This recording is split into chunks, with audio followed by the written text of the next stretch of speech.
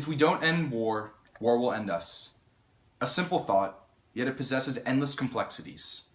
I know this after 2 tours in Iraq and 1 in Afghanistan. I've seen it firsthand. Vivid flashbacks fill my head, and the clamor of 2 real gunshots plague my dreams every night. You could say that these were nadirs of my life. My wars were fostered in patriotism and nationalism, but evolved into something much more twisted and dark.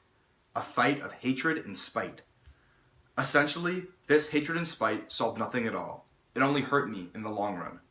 For that matter, war itself often fails at solving problems themselves, but rather provides a temporary solution to a problem that is deeply ingrained in society. Permanent solutions come with time, resolve, and conversation. Consequently, not all issues can be solved through violence and war.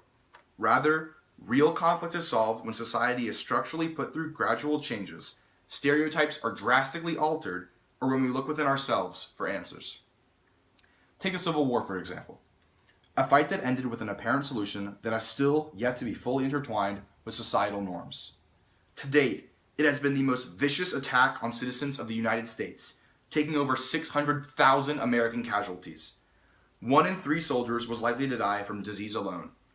In today's currency, the Civil War would have costed the country $146 billion. And for what? The Civil War began in 1861 after decades of increased tensions regarding the issue of slavery between the North and the South. The North's endgame was to end slavery and racial segregation forever, from sea to shining sea.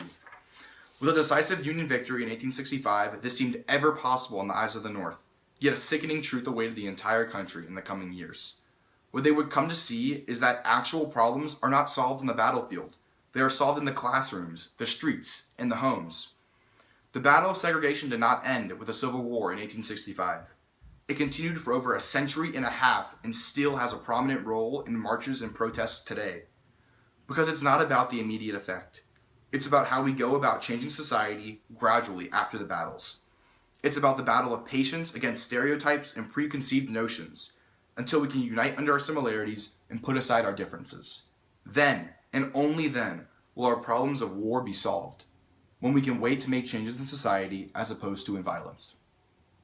While the Civil War was 150 years ago, there are issues fostered in hate today that have similar undertones. Ever heard of the war on terrorism? Where were you on 9/11? Heinous acts of almighty violence like these don't solve issues, they only create more. Since 2001, a stereotype has been ingrained in society about people of Middle Eastern descent. I say this with complete candor, but the vast majority of Americans are consciously concerned when they see a hijab in the airport, or drive by a mosque, overhear people speaking in fluent Arabic. And that's sick. The battle against terrorism shouldn't be fought overseas in deserts. It should be fought here, in America, with the growing trend of xenophobia. To make genuine progress, we need to gradually alter our own viewpoints and beliefs. A modern-day solution can be found in patience. We need to fix disparities through understanding each other first and making moves in society second. We hear people say that violence is never the answer. Hackneyed, but built in truth. Violence is never the answer, yet it is always the easier path. Why sit down to discuss and compromise when you can hit a big red button instead? It's simple in theory, but brings on a storm of consequences. Rather, we need to start from the inside out and progressively affect societal norms and then address the problem.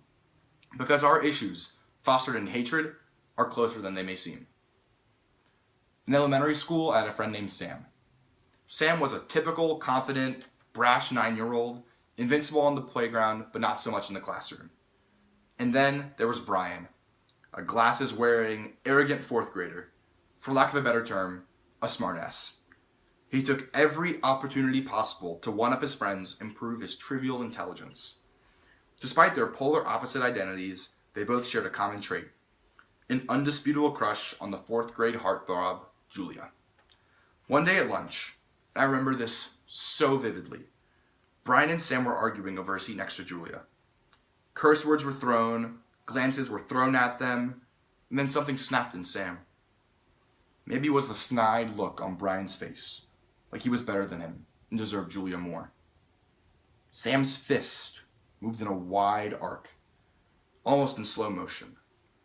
It was evident what was about to happen. A sickening smack echoed through the lunchroom, and his hand connected with Brian's jaw. And then it was over. A stunned silence ensued as Sam was escorted to the principal's for obvious consequences, and Brian was ushered to the nurses. No one sat with Julia, no one spoke after they left, and no one won the situation. But with compromise and patience and our words, Brian and Sam could have easily worked out a solution and bypassed the violence altogether. I still think about this every so often, and as an example of why we fight. There's a solution in mind, and it's the easy way to solve problems. However, its consequences far outweighs its temporary solutions. Through this, we can see that the pitfalls of violence and the apparent benefits to hashing it out with words, as opposed to hatred. What I'm trying to get at is that there are better ways to honorably solve problems by avoiding violence. I've been on the front line, and like you, I've seen war firsthand. From my experiences there and here at home, I've discovered that violence does not solve problems. It only provides a fleeting solution to an issue more deeply ingrained in society. We can see with the Civil War and the War on Terrorism, even after the war has ended, no treaty or compromise on a national scale can truly end the effects of fighting on society. Gradual change in societies and lifestyles is the only way we can find real peace and real coexistence. Valor and patriotism are often seen as hate through the lens of war. Therefore, reforms occur through the banding of people at home and not on the front line. If we don't end war, war will end us. But if we start being patient instead of being hateful, the end of war is imminent. Thank you.